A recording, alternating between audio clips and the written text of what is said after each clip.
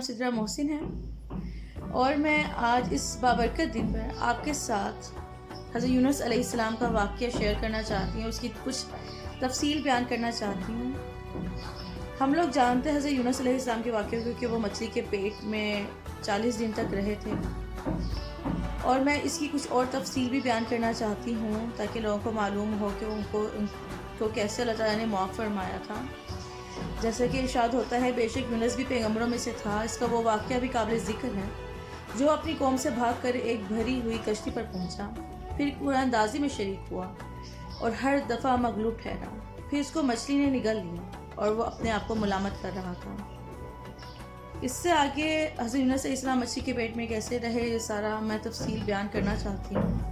امید کرتی ہوں یہ پوری ویڈیو آپ دیکھیں گے۔ اگر آپ کو یہ ویڈیو پسند آئے تو اسے شیئر کریں، میرے چینل کو سبسکرائب کریں، بیل آئیکن پریس کریں تاکہ آپ کو بر وقت بہترین ویڈیوز ملتی رہیں، اور مزید آپ کن ویڈیوز کے بارے میں پڑھنا سننا چاہتے ہیں اس سے بھی مجھے آگاہ کریں کمنٹ باکس میں۔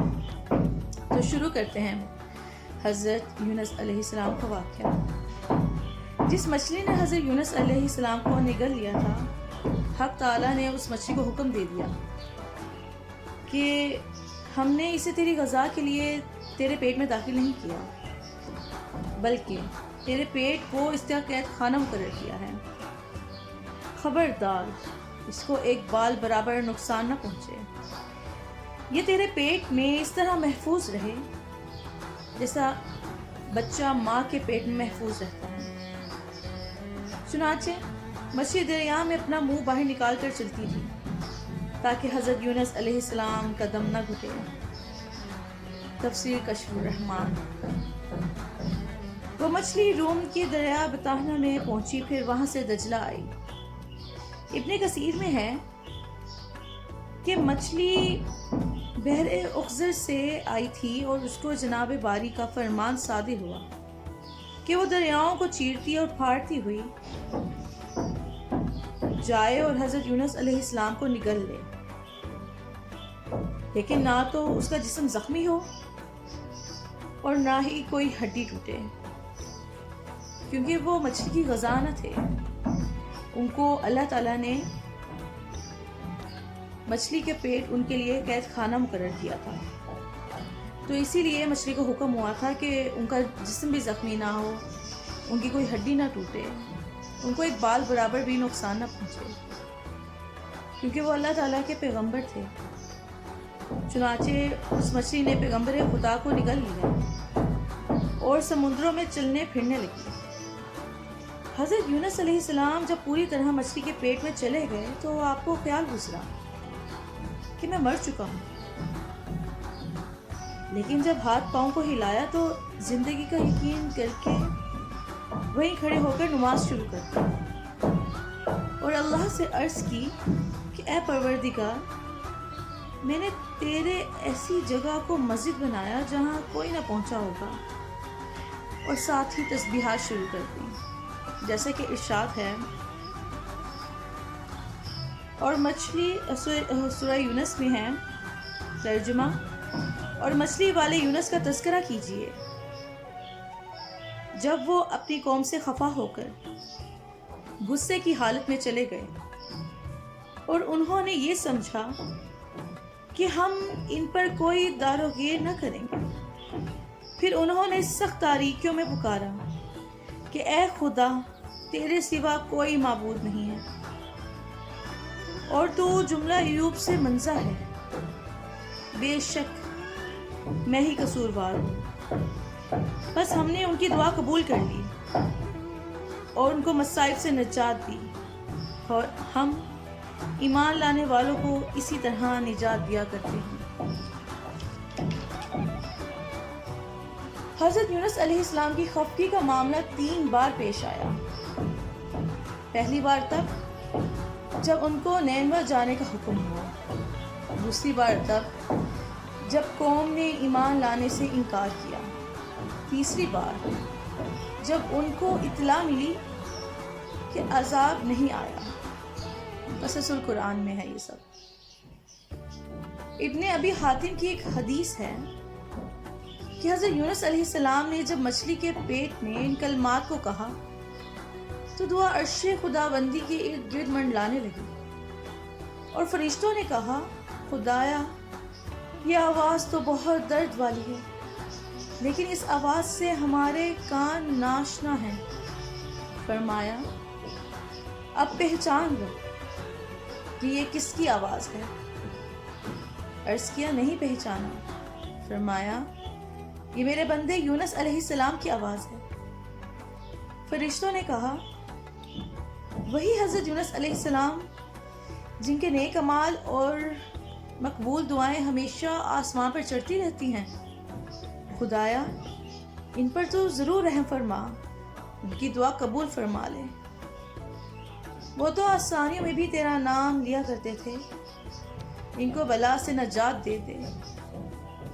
اللہ تعالیٰ نے ارشاد فرمایا میں اسے نجات دوں گا۔ چنانچہ مچھلی کو حکم ہوا کہ میدان میں حضرت یونس علیہ السلام کو اگل دے۔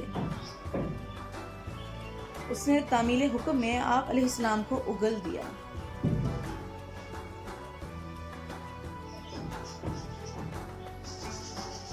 حضرت یونس علیہ السلام کی نشوونما۔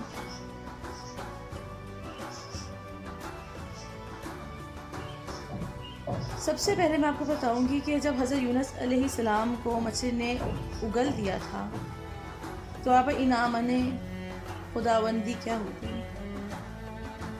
اللہ تعالیٰ نے فرمایا کہ اگر یونس مچھلی کے پیٹ میں تسبیحات نہ پڑھتے تو قیامت تک وہیں رہتے۔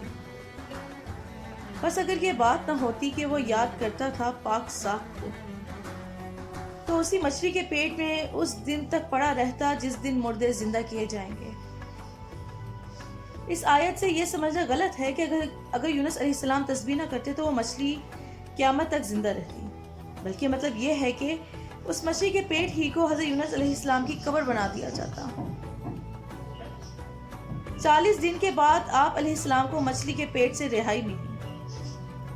مچھلی کے پیٹ سے جب آپ نکلے تو آپ کا جسم اس قدر نرم ہو گیا تھا کہ مچھر یا مکھی کے بیٹھنے کی تاب بھی آپ کو نہ تھی۔ حق تعالی نے اسی وقت کدو کی بیل اگائی جیسا کہ ارشاد ہے، اور ہم نے اس پر ایک بیل دار درخت اگا دیا۔ کدو کی بیل اس طور سے آپ علیہ السلام کے بدن پر لپٹی کہ اس کے پتوں نے پوشاک کے طور پر آپ علیہ السلام کے تمام بدن کو ڈھانپ لیا۔ اور حق تعالیٰ نے ایک ہرنی کو حکم کیا کہ وہ اپنی چھاتی سے آپ علیہ السلام کو دودھ پلاتی رہے۔ چنانچہ وہ ہرنی صبح و شام آپ کے پاس آتی اور دودھ پلا کر چلی جاتی۔ 40 دن اس طرح گزرے تو آپ علیہ السلام کے بدن میں قوت آ گئی اور آپ علیہ السلام کے جسم پر خال اور بال وغیرہ جم آئے اور آپ علیہ السلام تندرست و توانا ہو گئے۔ اب ہرنی کو اللہ تعالیٰ نے منع فرما دیا اور حضرت یونس علیہ السلام کو حکم ہوا کہ پھر اپنی قوم میں جاؤ اور انہی میں رہو۔ چنانچہ آپ روانہ ہوئے۔ راستے میں مٹی کے برتن بنانے والے ایک کمہار کو دیکھا کہ وہ برتنوں کو تیار کر کے پکا چکا تھا۔ آپ کو حکم ہوا کہ اس کے پاس جاؤ اور کہو کہ ایک بھاری لکڑی میں لے کر ان سب برتنوں کو توڑ ڈالے، پھر وہ جو جواب دے مجھے بتا دینا۔ آپ علیہ السلام نے اس کو اسی طرح کہا تو اس نے غصے سے کہا کہ تو عجیب انسان ہے، اتنی محنت اور مشقت سے یہ میں نے تیار کیے ہیں اور مجھے ان سے نفع حاصل ہوتا ہے، اور تو کہتا ہے کہ میں اسے توڑ ڈالوں۔ تو حضرت یونس علیہ السلام نے یہ بات اللہ تعالیٰ سے عرض کر دی تو فرمایا اس کمہار کو ہاتھ پاؤں اور دماغ میں نے دیا ہے اور پانی کو بھی میں نے پیدا کیا ہے۔ پھر اس نے مٹی اور پانی کو ملا کر برتنوں کی یہ شکل بنائی ہے۔ وہ ان برتنوں کی کتنی قدر کرتا ہے، ان کو توڑنا اس کو گوارا نہیں، اور تیری خواہش یہ ہے کہ لاکھ سے بھی زیادہ انسان ہم ایک پل میں ہلاک کر دیں۔ پھر راستے میں ایک باغ دکھائی دیا تو اس کو بھی یہی کہا تو اسے کمہار سے بھی زیادہ سخت جواب دیا۔ پھر ایک شہر میں پہنچے، وہاں ایک عمدہ مکان دیکھا تو یہی کچھ اس مالک سے بھی کہا، تو اس سے اور سخت جواب سننا پڑا۔ ان سب سے پوچھنے کا حضرت یونس علیہ السلام کو خدا نے کہا کہ وہ جو جواب دیں مجھے بتا دیں۔ چنانچہ حضرت یونس علیہ السلام نے ایسا ہی کیا۔ حضرت یونس علیہ السلام نے نہایت گرے اور گزاری سے کی اور اللہ کے حضور اپنی بھول کی معافی چاہی۔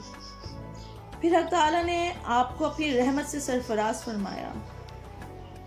ارشاد فرمایا ہے، اگر اس کے پروردگار کا فضل اس کی دستگیری نہ کرتا تو وہ چٹیل میدان میں پھینک دیا جاتا اور اس کا برا حال ہوتا۔ پھر اس کے رب نے اس کو نواز دیا اور اس کو نیک لوگوں میں شامل رکھا۔